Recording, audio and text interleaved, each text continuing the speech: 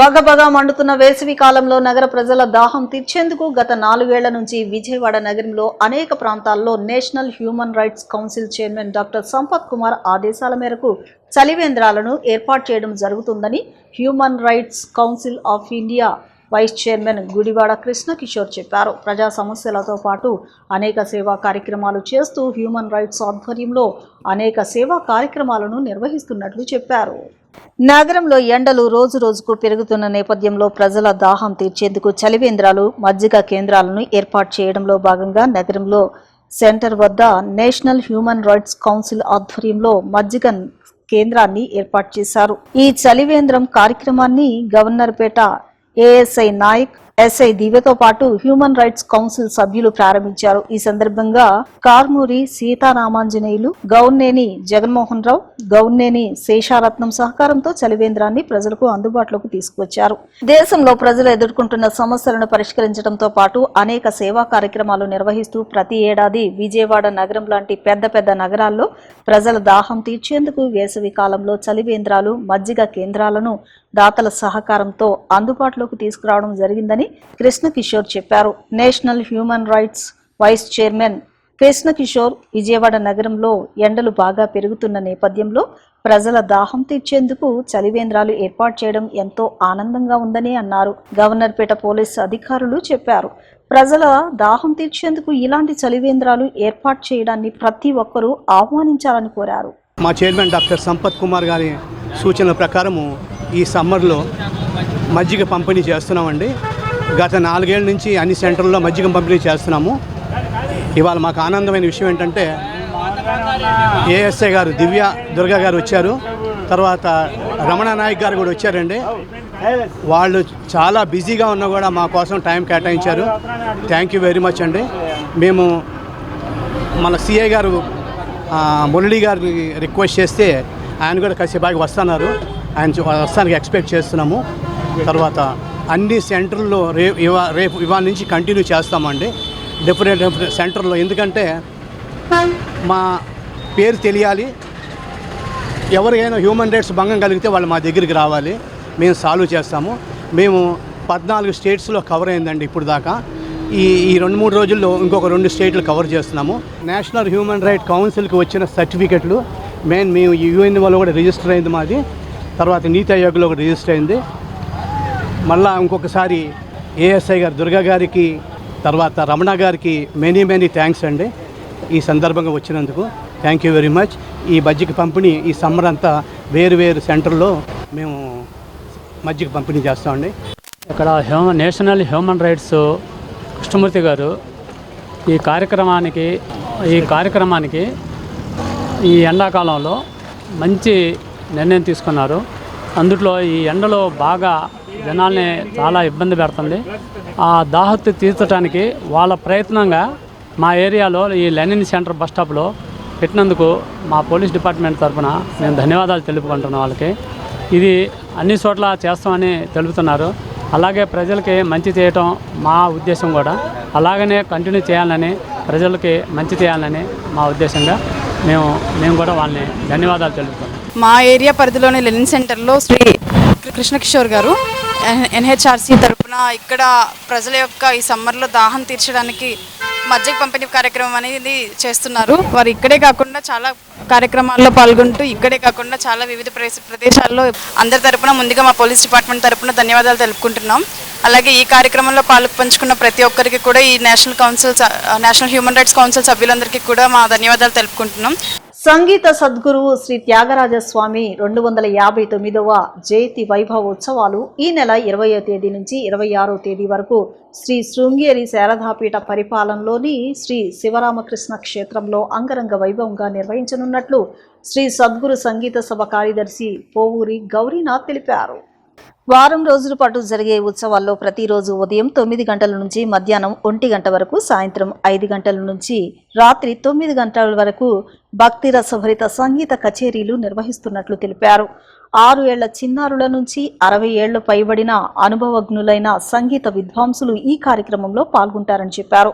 భక్తి, సంగీతం, సంప్రదాయం సమ్మేళనంగా నిలిచే ఈ జయంతి ఉత్సవాలు సంగీతాభిమానులకు ఆధ్యాత్మిక ఆనందాన్ని పంచుతాయని తెలిపారు. ఈ వారోత్సవాలను విజయవంతం చేయడానికి సంగీత ప్రియులు, భక్తులు పెద్ద సంఖ్యలో పాల్గొనాలని కోరారు. శృంగేరి పీఠ పరిపాలిత శ్రీ శివరామకృష్ణ క్షేత్రంలో కొలువైనటువంటి సంగీత జగద్గురు శ్రీ త్యాగరాజస్వామి వారి యొక్క 259వ జయంతి వైభవోత్సవాలు ఈ నెల 20 తారీఖు అంటే రేపు సోమవారం 20 నుంచి 26 దాకా మళ్ళా ఆదివారం దాకా వారం రోజుల పాటు జరగబోతున్నాయి. ఇందులో భాగంగా ప్రతిరోజు కూడా ఉదయం 9 నుంచి మధ్యాహ్నం 1 గంట దాకా, అలాగే సాయంత్రం 5 నుంచి రాత్రి 9 దాకా సంగీత కచేరీలు ఉంటాయి. ఈ కార్యక్రమాల్లో 6 ఏళ్ల చిన్నారుల నుంచి 60 ఏళ్లు పైబడినటువంటి ప్రౌఢ విద్వాంసుల దాకా అందరూ పాల్గొంటున్నారు. అంతేకాకుండా ఇందులో భాగంగా 21 శంకర జయంతి, జగద్గురు ఆది శంకరులు అలాగే త్యాగరాజస్వామి వారు ఇద్దరు కూడా అద్వైత ప్రచారం, వారి రచనల సారూప్యత గురించి ఒక ప్రసంగ గానం ఉంటుంది. అలాగే 25వ తారీఖున సంగీత జగద్గురు శ్రీ త్యాగరాజస్వామి వారి యొక్క జీవిత చరిత్ర హరికథ గానం ఉంటుంది. అలాగే చివరి రోజున 26 ఆదివారం ఉదయం 10:30 గంటలకి స్వామివారి యొక్క ఘన రాగ పంచరత్న కృతుల మహాబృందగానం ఉంటుంది. అనంతరం 11:30 గంటలకి స్వామివారి యొక్క కీర్తనకి కూచిపూడి నృత్యం ఉంటుంది. అలాగే ఆ రోజు సాయంత్రం స్వామివారికి మల్లెపూల ఉయ్యల్లో పట్టుపాను మీద పౌళింపు సేవ కూడా ఉంటుంది. ఈ వారం రోజుల కార్యక్రమాలకి అందరికీ కూడా సాదర స్వాగతం పలుకుతూ ప్రతిరోజు కూడా రాత్రి 9 గంటలకి అందరికీ ప్రసాద వినియోగం కూడా ఉంటుంది. అందరికీ కూడా ఈ కార్యక్రమాలకి మళ్ళా స్వాగతం పలుకుతూ నమస్కారం, ధన్యవాదాలు. విజయవాడ నగరంలో ఆఫ్కాస్ కాంట్రాక్టు కార్మికులకు వేతనాలు చెల్లించకపోవడం అన్యాయమని మున్సిపల్ వర్కర్స్ యూనియన్ గౌరవ అధ్యక్షులు బి సత్యబాబు ఆరోపించారు. నగరంలో సుమారు 5,000 మంది కార్మికులకు జీతాలు, బకాయిలు ఉండడంపై ఆయన తీవ్ర ఆందోళన వ్యక్తం చేశారు. ప్రభుత్వం తక్షణమే బకాయిలను విడుదల చేసి కార్మికులకు న్యాయం చేయాలని డిమాండ్ చేశారు. మున్సిపల్ వర్కర్స్ యూనియన్ సిఐటియు పశ్చిమ నగర కమిటీ ఆధ్వర్యంలో 51, 52 డివిజన్ల మాస్టర్ సెంటర్లో నిరసన కార్యక్రమాన్ని నిర్వహించారు. ఈ సందర్భంగా యూనియన్ పశ్చిమ నగర కార్యదర్శి వి సాంబశివరావు, గౌరవ అధ్యక్షులు వి సత్యబాబు మాట్లాడుతూ మండు టెండర్లో ప్రజారోగ్యాన్ని కాపాడుతున్న మున్సిపల్ కార్మికులకు సకాలంలో జీతాలు చెల్లించకపోవడం దారుణమన్నారు. ఇంటి అద్దెలు, కరెంటు బిల్లులు, నిత్యావసర సరుకులు, డ్వాక్రా రుణాలు, స్కూల్ ఫీజులు, గ్యాస్ సిలిండర్లు, వైద్య ఖర్చులు వంటి అవసరాలను తీర్చుకోలేక కార్మికులు తీవ్ర ఇబ్బందులు పడుతున్నారని తెలిపారు. స్వచ్ఛ సర్వేక్షణలో మంచి ర్యాంకులు సాధిస్తున్న కార్మికులను జీతాలు లేకుండా పస్తులతో సన్మానించడం అన్యాయమని విమర్శించారు. రాష్ట్ర వ్యాప్తంగా సుమారు 50,000 మంది కార్మికులకు వేతనాలు చెల్లించకుండా ఆలస్యం చేయడం పాలకుల నిర్లక్ష్య వైఖరిని సూచిస్తుందన్నారు. రిటైర్ అయిన లేదా మరణించిన ఉద్యోగుల స్థానాల్లో వారి కుటుంబ సభ్యులకు ఉపాధి కల్పించకపోవడం అన్యాయమన్నారు. పర్మనెంట్ ఉద్యోగుల రిటైర్మెంట్ వయసును 62 సంవత్సరాలకు పెంచిన ప్రభుత్వం తక్కువ వేతనాలతో పనిచేస్తున్న ఆఫ్కాస్ కాంట్రాక్టు కార్మికులకు అదే ప్రయోజనం ఎందుకు కల్పించటం లేదని ప్రశ్నించారు. ఈ నెల 20వ తేదీలోగా వేతనాలు చెల్లించకపోతే 21వ తేదీ నుంచి రాష్ట్ర వ్యాప్తంగా సమ్మె చేపడతామని హెచ్చరించారు. ఈ కార్యక్రమంలో యూనియన్ నాయకులు ఎస్ శ్రీను, భవానీ, దుర్గా, శివ, రాధా, లక్ష్మీకుమారి తదితరులు పాల్గొన్నారు. విజయవాడ నగరపాలక సంస్థ పరిధిలో పనిచేస్తున్న 5,000 మంది ఆఫ్కాస్ కాంట్రాక్ట్ కార్మికులకి మార్చి నెల జీతం ఏప్రిల్ 1వ తేదీ కల్లా ఇవ్వాల్సింది. ఈరోజు 19వ తారీఖు వచ్చినా ఇంతవరకు జీతాలు పడలేదు. మరోవైపు అద్దెకున్న వాళ్ళకి ఇంటి అద్దెలు కట్టకపోతే ఇంటి ఓనర్లు మీరు ఇల్లు ఖాళీ చేసేయండి అని ఇబ్బందులు పెడుతున్నారు. కరెంటు బిల్లు కట్టకపోతే ఎలక్ట్రిసిటీ డిపార్ట్మెంట్ వాళ్ళు వచ్చి ఫీజులు ఎత్తుకెళ్ళిపోతున్నారు. మరి పిల్లలు చదువులు ఈ నెలతో ఎండింగ్ అవుతున్నాయి, ఫీజులు కట్టకపోతే మీకు పిల్లలకి టీసీలు ఇవ్వమని చెప్పి వాళ్ళు ఇబ్బంది పెడుతున్నారు. మరి కిరాణా సరుకులు అప్పులు ఇవ్వమంటే గతంలో చేసిన అప్పులు మళ్ళీ తిరిగి చెల్లించాలని వాళ్ళు ఇబ్బంది పెడుతున్నారు. ఏ రకంగా బతకాలి మీరు ఇచ్చే 18,000 జీతంతో అని చెప్పి ఈరోజు మున్సిపల్ కార్మికులు అడుగుతున్న పరిస్థితి. ఈ ప్రభుత్వం హైకోర్టు మొన్న నెలలో చెప్పిన తీర్పు ప్రకారంగా అందరినీ పర్మనెంట్ చేయాలి, సమాన పనికి సమాన జీతం ఇవ్వాలి. అలాగే ఈలోగా కాంట్రాక్ట్ కార్మికులకి ఏదైతే ఆపేశారో సంక్షేమ పథకాలు అవన్నీ కూడా అమలు చేయాలని సిఐటి పక్షాన మేము డిమాండ్ చేస్తున్నాం. రేపటికల్లా జీతాలు పడకపోతే విజయవాడ మున్సిపల్ ఆఫీస్ని దిగ్బంధనం చేస్తాం, ధర్నాలు చేస్తామని ఈ సందర్భంగా హెచ్చరిస్తూ, మోడీ గారు మీకు నిజంగా మహిళల మీద ప్రేమ ఉంటే, మహిళల యొక్క సాధికారత మీద నీకు నిజంగా చిత్తశుద్ధి ఉంటే ముఖ్యమైన పార్లమెంటు సమావేశం జరిపి 33% రిజర్వేషన్లు 2023లో ఆమోదించిన దాన్ని 2024 అమలు చేయకుండా నువ్వు ఎందుకని మోసం చేసావు, దేశానికి క్షమాపణ చెప్పాలి, మహిళా లోకానికి క్షమాపణ చెప్పాలి. అలాగే నీకు మహిళల తల్లుల పట్ల, మహిళల అక్క చెల్లెల పట్ల ఏమాత్రం ప్రేమ ఉంటే వెంటనే సమాన పనికి సమాన జీతం ఇవ్వమన్న సుప్రీంకోర్టు తీర్పుని అమలు చేసి నీ మహిళా పక్షపాతాన్ని నువ్వు నిరూపించుకోవాలని సందర్భంగా డిమాండ్ చేస్తున్నాం. ఇక్కడ ఉన్నటువంటి తెలుగుదేశం ప్రభుత్వం, చంద్రబాబు నాయుడు గారు కానీ, మరి జగన్మోహన్ రెడ్డి గారు కానీ, పవన్ కళ్యాణ్ గారు కానీ ఆ దిశలో మీరు మహిళల యొక్క ఉద్ధరణ కోసం, కార్మికుల యొక్క ఉద్ధరణ కోసం మీరు పాటుపడే వాళ్ళైతే ఆ పద్ధతిలో సమాన పనికి సమాన జీతం పర్మనెంట్ చేసి ఆ కుటుంబాల్లో వెలుగులు తీసుకురావాలని సందర్భంగా డిమాండ్ చేస్తూ, జనాభాకు అనుగుణంగా రిజర్వేషన్ల శాతాన్ని పెంచాలని మాల మహానాడు జాతీయ అధ్యక్షులు గోళ్ల అరుణ్ కుమార్, మల్లెల వెంకట్రావు డిమాండ్ చేశారు. అనేక ఏళ్లుగా ఈ డిమాండ్ పెండింగ్ లో ఉన్నప్పటికీ పార్లమెంట్లో దీనిపై చర్చ జరపకపోవడం పట్ల నేతలు ఆగ్రహం వ్యక్తం చేశారు. రాజ్యాంగం కల్పించిన హక్కులను కాలరాసేలా ప్రభుత్వ, ప్రైవేటు రంగాల్లో కుట్రలు జరుగుతున్నాయని ఆరోపించారు. రిజర్వేషన్ల పెంపుపై ప్రభుత్వం తన చిత్తశుద్ధిని నిరూపించుకోవాలని, లేని పక్షంలో రాష్ట్ర వ్యాప్తంగా అన్ని సంఘాలను ఏకతాటిపైకి తెచ్చి గ్రామాన ఉద్యమాలను ఉధృతం చేస్తామని వారు హెచ్చరించారు. ఈ కార్యక్రమంలో గంగాధర్, అశోక్ రత్నం, కనక వరప్రసాద్, దండల కృష్ణ, పొంగిలేటి జయరాజ్, కొత్తపల్లి ఏడుకొండలు తదితరులు పాల్గొన్నారు. ఎన్డీఏ ప్రభుత్వం వచ్చి 2 సంవత్సరాలు గడుస్తూ ఉంది. ఈరోజు కూడా ఆ రోజు ఏదైతే రాష్ట్రంలో ఉన్న అన్ని మాల సంఘాలు ఏకతాటి మీదకి తీసుకొచ్చి మేము రాష్ట్ర వ్యాప్తంగా నేను కానీ, వెంకట్రావు గారు కానీ పర్యటన చేసి చంద్రబాబు గారిని అధికారంలో తీసుకురావాలని మాల సామాజిక వర్గంతో పాటు అన్ని సామాజిక వర్గ ప్రజలను విజ్ఞప్తి చేయడం జరిగింది. ఈ 2 సంవత్సరాల కాలంలో మాకిచ్చిన హామీలు ఏ ఒక్కటి కూడా ఈ ప్రభుత్వ హయాంలో అమలు కావట్లేదు. అదేవిధంగా ఏదైతే రాజ్యాంగం మాకు ఇచ్చినటువంటి హక్కులు కూడా దుర్వినియోగం ఎక్కువగా జరుగుతూ ఉంది. డాక్టర్ బాబాసాహెబ్ అంబేద్కర్ గారు మాకు ఇచ్చినటువంటి హక్కుల్ని పోరాటం ద్వారా తెచ్చుకోమన్నాడు, కానీ హక్కుల్ని అడుక్కోవద్దు అని ఆయన భావజాలంతో పనిచేసేటువంటి మా పైన ఆ బాధ్యత ఉంది. కాబట్టి మీడియా మిత్రులకు కానీ, రాష్ట్ర ప్రజలకు కానీ వాస్తవ పరిస్థితులు తీసుకురావాలని ఈరోజు ఈ మీడియా సమావేశం ఏర్పాటు చేయడం జరిగింది. రద్దు చేసి సంక్షేమ కార్యక్రమాలు కొనసాగిస్తా అన్నారు. 2 సంవత్సరాలు గడుస్తున్నా కూడా ఈ రోజుకి ఎస్సీ కార్పొరేషను పేరుకి మాల్ కార్పొరేషన్, మాది కార్పొరేషన్ పెట్టారు, కానీ ఏ రోజన్నా నిధులు మంజూరు చేశారా? అంతేకాదు ఈరోజు హిందువులకి, క్రైస్తవులకి అంతకుముందు మన రాష్ట్రంలో ఇటువంటి సంఘర్షణ వాతావరణం ఎప్పుడూ లేదు. ఈ మధ్య కొత్తగా హిందువులు వేరు, క్రైస్తవులు వేరు అనేది రాష్ట్రంలో చర్చ మొదలైంది.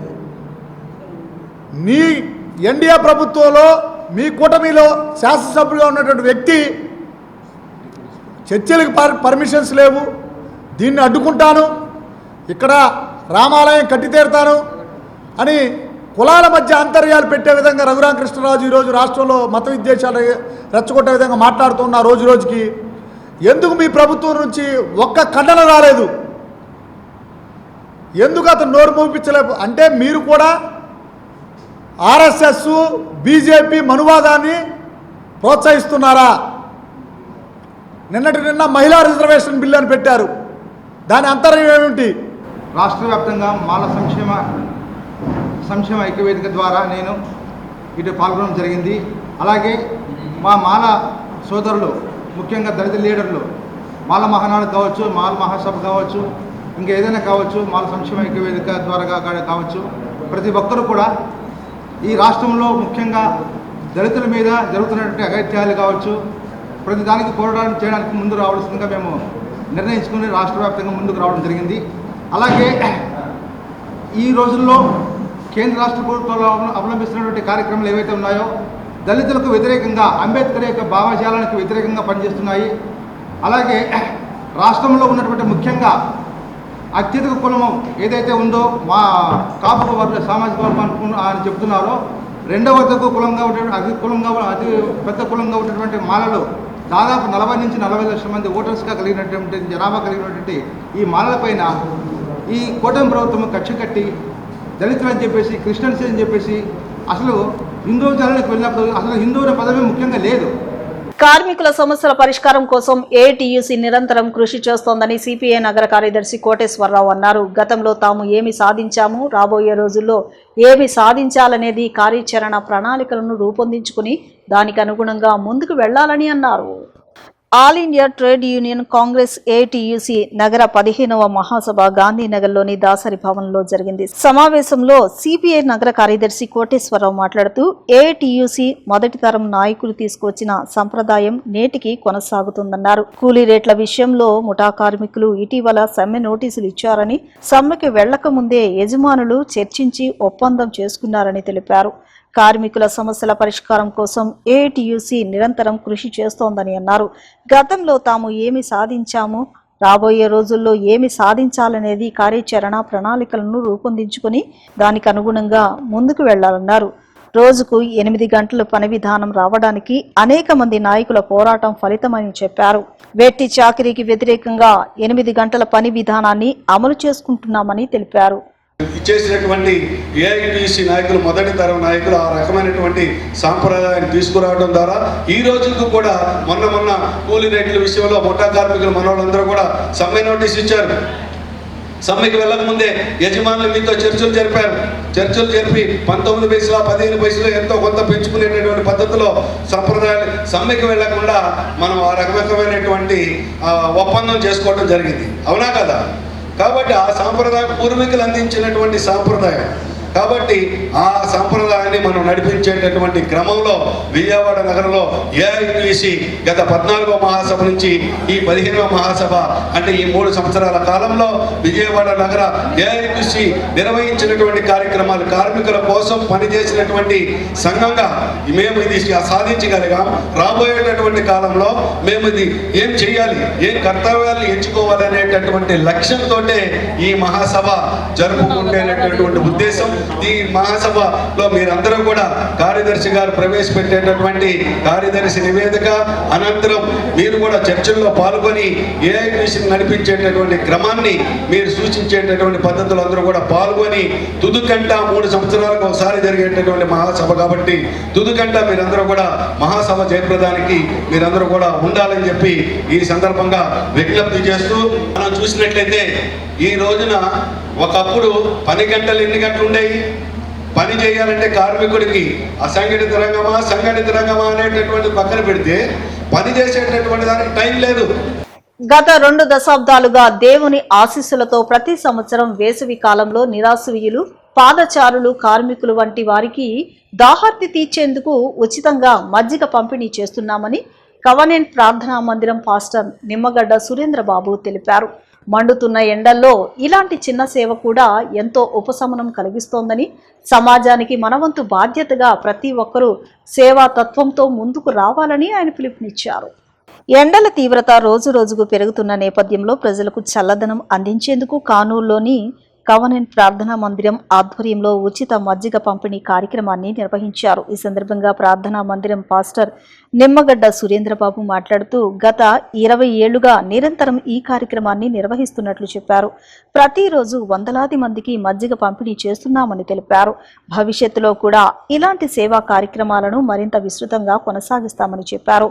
సమాజంలో అవసరమైన చోట సహాయం చేయడం ప్రతి ఒక్కరి బాధ్యతని, చిన్న సహాయం కూడా పెద్ద మార్పుకు దారితీస్తుందని ఆయన పేర్కొన్నారు.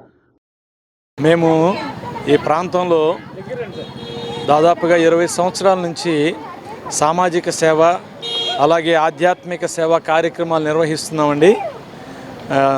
మొదట కవనెంట్ టెంపుల్ అనే పేరు మీద ఈ ప్రాంతంలో ఆధ్యాత్మికంగా సత్యదేవుని గురించి పరిచయం చేస్తూ ఆ దేవాది దేవునిలో ఉన్న ప్రేమను ఈ ప్రాంతవాసులందరికీ పంచిపెట్టడానికి చేయూత అనే ఒక కార్యక్రమం ద్వారా మరి వరద బాధితులు వరదల సమయాల్లోనైనా తుఫానుల సమయాల్లో ఆస్తులు పోగొట్టుకున్న అలాంటి సహకారాలు అందిస్తూ వచ్చాము. ఇప్పుడు ఈ వేసవికాలంలో ప్రజలకు చాలా మరి ఎండ దెబ్బ తగలకుండా ఉండాలని ఈ వేసవికాలం అంతా ఇలాంటి ఉచితంగా మజ్జిగ పంపిణీ చేయాలని మేమందరం భావించాం, మా టీం అంతా కూడా. అందుకోసం ప్రతి ఆదివారం మా ఈ ప్రాంగణం దగ్గర ఈ దారిపోయే ప్రతి వారికి పిలిచి వారికి చక్కటి ఆధ్యాత్మికంగా ప్రేమతో పాటుగా చక్కటి చల్లటి మజ్జిగ పంపిణీ చేస్తున్నాం. దీని ద్వారా వారందరూ గొప్ప సంతృప్తితో సంతోషంతో వెళుతూ ఆనందంగా మరి మమ్మల్ని కూడా ఆశీర్వదించి వెళ్తున్నారు. మనం బ్రతుకుతున్నాము అంటే మన కోసమే కాదు, మరి మేము నేర్చుకుంటున్న సత్యం, నేను ప్రకటిస్తున్న సత్యం ఏమిటంటే మేము సేవించే దేవుడు చెప్పాడు, నేను ప్రేమ స్వరూపిణి, ఆ ప్రేమను మీకోసం ఎన్నో రకాలుగా పంచుతూ వచ్చాను. అలాగే మీరు కూడా నా నామం పేరిట గుక్కెడు మంచినీళ్ళు మీరు సప్లై చేస్తే, గుక్కెడు మంచినీళ్ళు పంచిపెడితే దాని ద్వారా మీరు పరలోకంలో ఫలం పొందుతారు అని చెప్పాడు. కనుక మరి ఆ దేవుని పేరిట ఈ ప్రాంతవాసులకు చల్లటి మజ్జిగను ఉచితంగా పంపిణీ చేయటం ద్వారా అనేక మందికి ఊరట, ఈ వేసవిలో ఉపశమనాన్ని ఇవ్వాలని మేము ఆశపడుతున్నాం. ఇలాగే మరెన్నో కార్యక్రమాలు రాబోయే రోజుల్లో ఈ భక్తిలో దేవుని పేరిట చేస్తాము. అలాగే ఈ మాటలు వింటున్న చూస్తున్న మీరు కూడా భగవంతుడు భూలోకంలో మనకిచ్చేది ఒకే ఒక ఆయుష్కాలం. ఆ ఆయుష్కాలంలో వాస్తవం ఏమిటో తెలుసుకోవటం, సత్యం ఏమిటో తెలుసుకోవటం, ఆ సత్యాన్ని వెంబడిస్తూ ఉండగా ఆ సత్యోపదేశాలను అనుభవిస్తూ అనేకులకు భూలోకంలో మనం అన్నదానం, వస్త్రదానం ఇలాంటి దానాలలో ఒక గొప్ప దానంగా ఇలాంటి వేసవి సమయాల్లో చల్లటి మజ్జిగ పంపిణీ కార్యక్రమాలు లాంటి సేవా కార్యక్రమాలు చేసి భగవంతుడు ఒక గొప్ప మాట ఉంది, మానవ సేవయే మాధవ సేవ అని. మనుషుల కోసం మనం చేసే ఇలాంటి సేవలు భగవంతుడు మెచ్చుకుని మనల్ని దీవిస్తాడు, మన కుటుంబాలను దీవిస్తాడు, మన బిడ్డలను దీవిస్తాడు. కనుక ఈ గొప్ప ఇలాంటి సమయాలు సేవ చేసే సమయాలు కనుక సమాజానికి మీ వంతుగా మీరు కూడా ఏ విధంగా సహాయం చేయగలరో ఆలోచించండి. జీకొండూరు మండలంలో మారుతీరామ క్వారీ కాంట్రాక్ట్ లేబర్ సొసైటీకి చెందాల్సిన క్వారీలో మట్టి మాఫియా బరితెగించింది. లోయ క్వారీలోని సర్వే నెంబర్ 26/2లో జరుగుతున్న అక్రమ మట్టి తవ్వకాలు స్థానికంగా తీవ్ర ఉద్రిక్తతకు దారితీస్తున్నాయి. కాంట్రాక్ట్ నిబంధనలను యథేచ్ఛగా ఉల్లంఘిస్తూ ఎలాంటి అనుమతులు లేకుండా అక్రమంగా మట్టిని తవ్వి అమ్ముకుంటున్నట్లు ఆరోపణలు వెల్లువెత్తుతున్నాయి. ప్రభుత్వ సంపదను కాజేస్తూ క్వారీని తన సొంత జాగీరుగా మార్చుకుని భారీగా సొమ్ము చేసుకుంటున్నారని వడ్డెర సొసైటీ సభ్యులు ఆవేదన వ్యక్తం చేస్తున్నారు. ఈ అక్రమ తవ్వకాలను అడ్డుకోవడానికి వెళ్లిన వడ్డెర సొసైటీ సభ్యులపై కాంట్రాక్టర్ అతని అనుచరులు దౌర్జన్యానికి దిగారు. మైనింగ్, రెవెన్యూ అధికారులు స్పందించి అక్రమ తవ్వకాలను ఆపాలని, తమపై దాడికి ప్రయత్నించిన కాంట్రాక్టర్పై కఠిన చర్యలు తీసుకోవాలని, తమ క్వారీని తమకు అప్పగించాలని వడ్డెర సొసైటీ సభ్యులు డిమాండ్ చేశారు. మాకు వచ్చిన కోరిని సీతారామయ్య ఆక్రమించాడయ్యా. ఆక్రమించుకొని దుర్మార్గంగా మమ్మల్ని కొట్టి, మమ్మల్ని తిట్టి, మీరెవర్రా రావడానికి ఇక్కడికి, ఇది మాది అని చెప్పి అని తరివేశాడయ్యా. తరివిన తర్వాత మేము కాగితాలు తీసుకొని వచ్చిన తర్వాత కూడా మీ కాగితాలు చెల్లవు, మీ ఏమీ లేదు, మీకు ఏం హక్కు లేదు, తిట్టి మమ్మల్ని తరివేశారయ్యా. తరివితే మరి ఏం చేయాలో అర్థం కాక మేము పేపర్ల చుట్టూ తిరుగుతున్నామయ్యా. పేపర్ చుట్టూ తిరిగి, మంత్రుల చుట్టూ తిరిగి, అక్కడ మన ఫారెస్ట్ వాళ్ళ చుట్టూ తిరిగి, మైనింగ్ వాళ్ళ తిరిగి ఎక్కడ తిరిగినా కానీ మాకు పని అవ్వట్లేదయ్యా. మేము ఏం చేయాలో మాకు అర్థం కావట్లేదయ్యా. మేము బతకాలో సావాలో తెలియట్లేదయ్యా. అంతే కంప్లైంట్ తీసుకోలేదండి వాళ్ళు. కంప్లైంట్ తీసుకున్నా కానీ మీకు ఎందుకు ఆగండి, మేము వస్తుంది ఇస్తాము అని అంటున్నారు అయ్యా. గవర్నమెంట్ నుంచి రావాలి ఇస్తాము అంటున్నారు. ప్రూఫ్స్ ఉన్నాయి, ప్రూఫ్లన్నీ చూపించాం కూడా, పోలీసు వాళ్ళకి చూపించాం, సీఏ గారు చూపించాం, ఎవరో చూపించినా కానీ ఆయనకి ఏ ప్రూఫ్లు లేకుండా ఆయనకి ఇచ్చారండి కోరి. సర్వే నెంబర్ 6/2 అండి. అధికారులు ఏమంటున్నారంటే వస్తుంది, వచ్చిన తర్వాత మీకు ఇస్తాము ఆగండి అంటున్నారు. మొత్తం గ్రావెలి మొత్తం ఎత్తుకుంటున్నాడు, కొండ కూడా వెళ్ళిపోండి అంటున్నారు పోలీసు వాళ్ళు కూడా. మీకు ఉన్నప్పుడు వచ్చినప్పుడు రాండిరా, మీరు వచ్చినప్పుడు చూసుకోండి, చూపిస్తాం అంటున్నారు పోలీసు వాళ్ళు. కోరి కావాలయ్యా మేము బతకడానికి, లేదా మేము చచ్చిపోతాం. మా అన్నయ్య కూడా ఇక్కడే చచ్చిపోయాడయ్యా కోరి కాడ. రాళ్ళు ఫారెస్ట్ వాళ్ళు వచ్చి కొలిసి రాళ్ళు వేసినప్పుడు ఆడ పడుకున్నాడండి. పడుకున్న ఇంటికి తీసుకెళ్ళగానే ఇంటికాడ చచ్చిపోయాడు మా అన్నయ్య. బత్తుల కృష్ణ అని, జీకొండూరు మండలం 26/2 నెంబరు, సర్వే నెంబరు. ఇది లోయ కోరి. మా కోరి మాకు వచ్చేటట్టు చేయండి అయ్యా. మా కోరి మాకు రావాలయ్యా. లోకేష్ గారు మీకు దండం పెడుతున్నాం అయ్యా. మా కోరి మాకు ఇవ్వండి, మేము బతుకుతాం. మేము రోడ్డును పడ్డాం, మా పరిస్థితి అతి దారుణంగా ఉందయ్యా.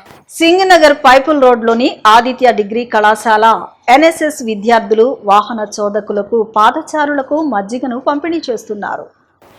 ఈ సందర్భంగా ఆదిత్య డిగ్రీ కళాశాల ప్రిన్సిపల్ జగదీశ్వరి మాట్లాడుతూ, పెరుగుతున్న ఎండలకు ప్రజలంతా తగిన జాగ్రత్తలు తీసుకోవాలని, వడదెబ్బ తగలకుండా తగు మంచినీటిని తాగాలని, కాటన్ దుస్తులు మాత్రమే ధరించాలని సూచించారు. బయట నుంచి రాగానే మధ్యాహ్నం సమయంలో వెంటనే ముఖం కడుక్కోవడం లాంటివి చేయకూడదన్నారు. ఎంతో అవసరమైతే తప్ప మధ్యాహ్నం సమయంలో తగు జాగ్రత్తలతో బయటకు రావాలని సూచించారు. ఈ కార్యక్రమంలో ఎన్ఎస్ఎస్ ఏపీ ఓపీ హేమంత్, ఇతర కాలేజీ ఆఫీస్ సిబ్బంది పాల్గొన్నారు. విద్యార్థుల సేవా కార్యక్రమాల పట్ల ఆదిత్య డిగ్రీ కళాశాలల chairman N Seshareddy, Aditya degree కళాశాల secretary doctor N Sugunareddy, Aditya degree PG కళాశాల economic director doctor V L Naidu హర్షం వ్యక్తం చేశారు. వార్తలు ముగించే ముందు ముఖ్యాంశాలు మరొకసారి.